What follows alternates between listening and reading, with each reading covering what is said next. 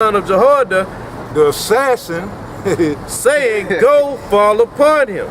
And Benaniah came to the tabernacle of the Lord and said unto him, so y'all don't know nothing about us, man. You know, you looking at fishers right now, man. But Israel, man, we're a nation of our Lord is a man of war, man. Warriors. Yep. We're a nation of warriors, man. Yep. Hey, man, we lust in the hunt. We patiently waiting on the hunt. You know? Go ahead, brother. And Benaniah came to the tabernacle of the Lord and said unto him, Thus saith the king, Come forth. And he said, Nay, but I will die here. And Benaniah brought the king's word again, saying, Thus said Joab, and thus he answered me. Hey, man, that show you how much of a soldier, how in order Benaniah was. He ain't just say, fuck it, I'm gonna kill him right here, right now. He went back to King Solomon to give him word of what happened and give further orders. Because he had the fear of the Lord. Yep. And he was like, man, well, you know, you wouldn't know what to do. The king gave you orders, but you don't want to shed wicked blood in front of the altar or on the altar. You know? So he went back to King Solomon to give him the account of what was going on, to get further counsel. That's right. You know? And that's what we got to do in this truth sometime, man. Don't get big-headed and think you got it all, man. When you need counsel, get counsel, man. And sometimes you need further counsel. Get it, man. Get it. This men set up for our counseling. Yep. You know? Get that counsel, man. Precept out. Yeah. It's just on Benaniah to show you the brother that spoke on that he was a bad man for war. He wasn't one because we wasn't top three. It was top three of the 30, I believe. Yeah.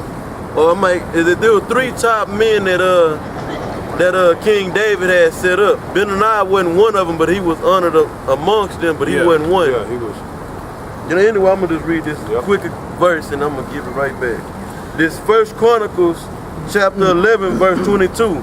It says, Benaniah, the son of Jehoiada, the son of a valiant man of Zael, who had done many acts.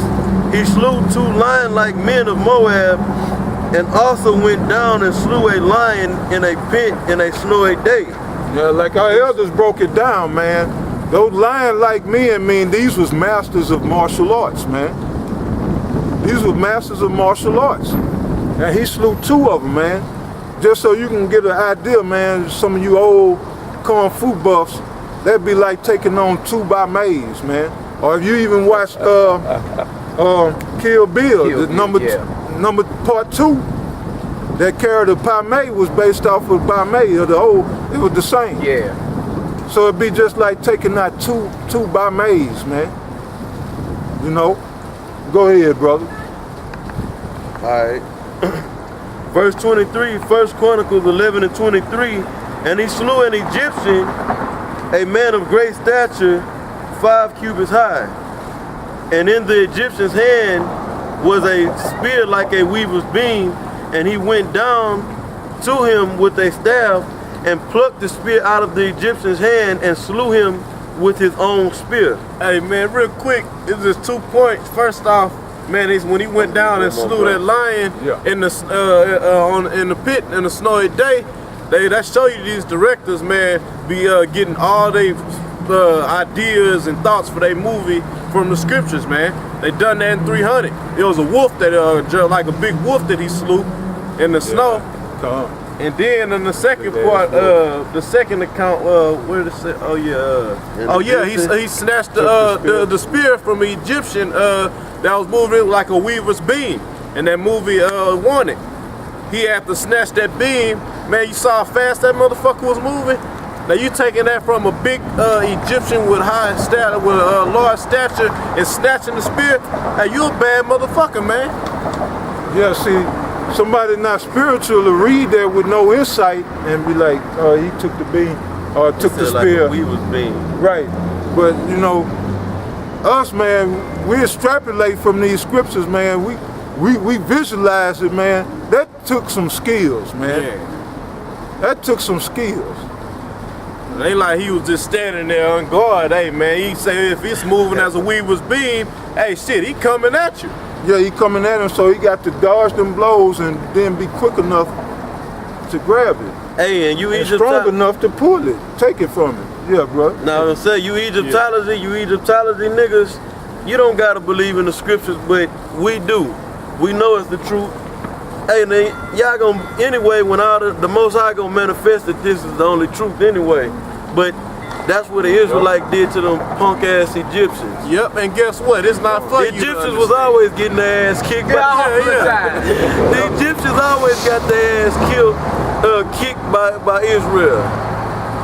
Yep. You know? Anyway, let me go right back. There's one more verse and then you go back to the First King. Alright, this is 1 Chronicles 11 and 24. These things did Benaniah the son of Jehoiada these things did Benaniah the son of Jehoiada, and had the name among the three and had the name among the three mighties. Yeah. You know, Okay, come. Joab was one of them, and then you read, if you read the 11th chapter, it tell you the other two was Jashobeam, and then you had Eleazar. Yeah. Them two and Joab was the three mighties of King David. Go ahead, bro. Right, so right at this point, we got Adonijah being put to death, the priest Abiathar being exiled to Anathoth, and now we're reading about Joab. Well, Benaniah falling upon Joab.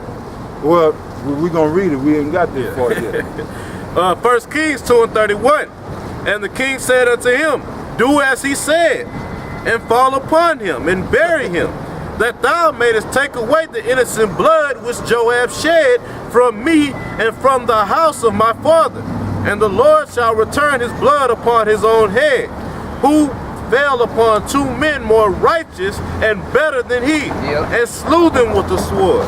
My father David, not knowing thereof, to wit, Abner the son of Ner, captain of the host of Israel, and Absalom and Amasa the son of Jether, captain of the host of Judah. So it's showing you this is a righteous act, man. Yep.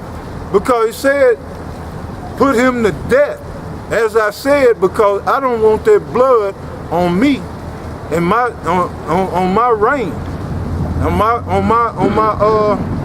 watch. On my throne. I don't want that blood upon my throne. Go put him to death. Let his blood be upon his own head. So that was righteous because he killed innocent men. You know, and if King Solomon wouldn't have done nothing, that would have been like being co-conspirator to that act by not doing nothing, man. And so this is showing you how to reign, man, how to rule in righteousness. You can't be or just let you see some wickedness go on and then turn a blind eye. Then you might as well be a party to that wickedness. So that's why King Solomon said, take that blood from upon me, man. I cannot let this nigga live. Right. Because if I let one nigga make it, then the rest of these niggas think they can make it. You're not supposed to kill. Yeah. Yeah, thou shalt not kill. Yeah.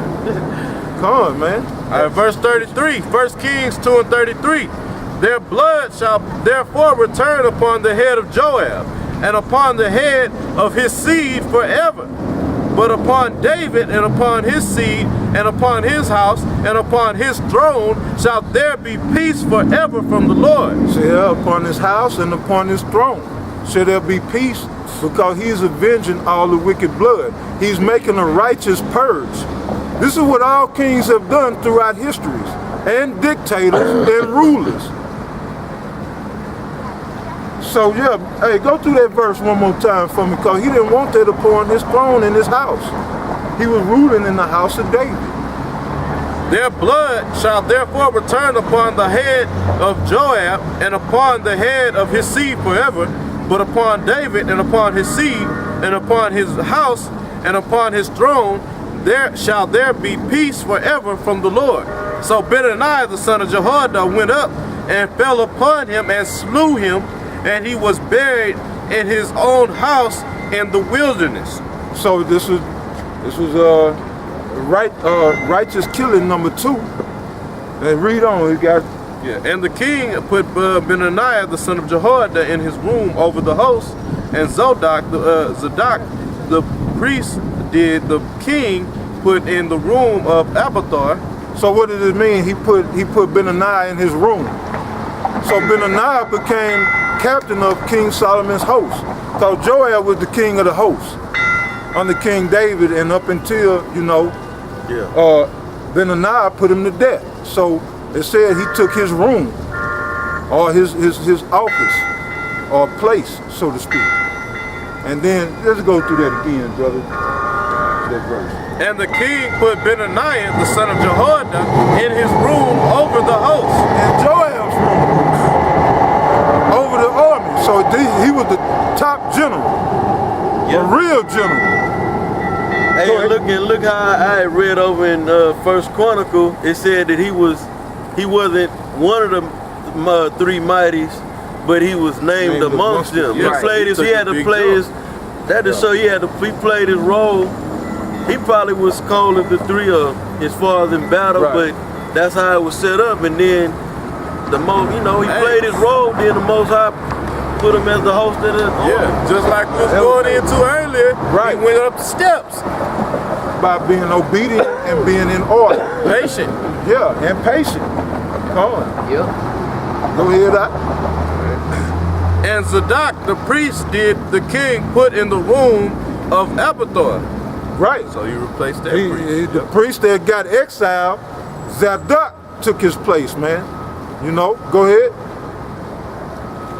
And the king sent and called for Shimei, and said unto him, build thee a house in Jerusalem, and dwell there, and go not from Salah, and go not forth thence any whither. This is another one of King Solomon's enemies.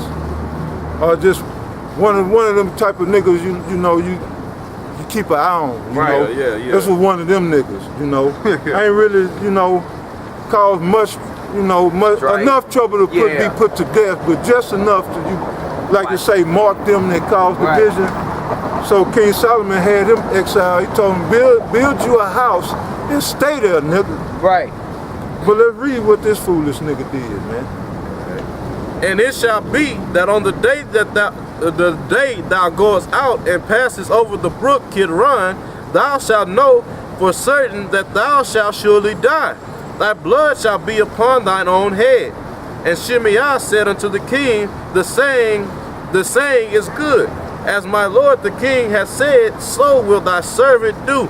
And Shimei dwelt in Jerusalem many days. And it came to pass at the end of 3 years that 2 of the servants of Shimei ran away unto Achish, son of Micaiah, king of Gath. And they told Shimei, saying, behold, thy servants be in Gath. And Shimei arose and saddled his ass and went to Gath to Achish to seek his servants. And Shimei went and brought his servants from Gath. Now the Most High set that whole thing up, man, for him to, he just couldn't live without them 2 servants. Yeah. So the Most High put him in the trick bag, man. The Most High caused them servants to run off. Go ahead, brother. Alright. And it was told Solomon that Shimei had gone from Jerusalem to Gath and was come again. Hey, hey man, I'm just picturing the tight order of what's going on through this account, man. Right. For 3 years, King Solomon had somebody watching that nigga, man. As soon as he slipped up, they reported to King Solomon. And it was told to Solomon that Shimei had gone from Jerusalem to Gath and was come again. And the king sent and called to Shimei and said unto him, Did I not make thee to swear by the Lord? That's right. And protested unto thee, saying, Know for a certain, on the day thou goest out and walkest abroad any whither, that thou shalt surely die? And thou saidest unto me, the word that I have heard is good. Why then hast thou not kept the oath of the Lord, and the commandment that I have charged with thee? The king said moreover to Shimei, thou knowest all the wickedness which thine heart is privy to, that thou didst to David my father. Therefore the Lord shall return thy wickedness upon thine own head, and King Solomon shall be blessed, and the throne of David shall be established before the Lord forever. So the king commanded Benaiah, the son of Jehoiada, which went out and fell upon him, that he died, and the kingdom was established in the hand of Solomon. And then the kingdom was firmly established, man. Yep. And everybody knew you don't fuck with King Solomon. Hey, man. Benaiah will put you to death. Right. That's a bad man. Shit. Right. You don't want to see him riding up. Give, like the scripture say, give, now it's time, now let us praise the men of honorable men. Lock in, Jay. No, but yeah. I think that's in Ecclesiastes 50. It say now let us praise honorable men. Honorable men. But anyway, Yeah, come on, right. No, that's beautiful. But yeah, then it say, then was the kingdom established. So that's what all kings and most wise kings follow that blueprint, man. But that's what went on all throughout history. And then if you watch that State of the Union, well, you had to be paying attention to this clown's tenure in office, his presidency. He been setting up these executive orders, getting rid of his enemies, and I have to say it. Even George Bush didn't do what this clown been doing, That's man. right. So he's establishing a dictatorship in America, whether they let him reign as dictator or set somebody up. He's establishing the office, man. Of dictator. He's setting That's the right. precedence for it. He's following 101, Yep. what King Solomon did. You get rid of your enemies, man. Hey, the Lord is coming, man. The time to be walking around looking like a clown is coming up, man. You got to come back to your manhood. All right? All right. That's all I'm going to say. All right? All right? fucking media man. You giving God the glory, but you walking around with yellow hair. Hey, right, can I say go ahead, something? brother. Hey, that just to be correct on what it's Ecclesiastes, even that's off know what y'all talking about, but what you going into, but just to be on point, I ain't gonna bring it out. Ecclesiastes 44 about now let us praise honorable men. Go ahead, and ain't nothing wrong with that, man. That faggot said, I know who I am. The Lord know who you are too. He gonna destroy your gas. Yeah. And you could see through his demeanor, he was sweet, but when he opened his mouth, man, you know, it must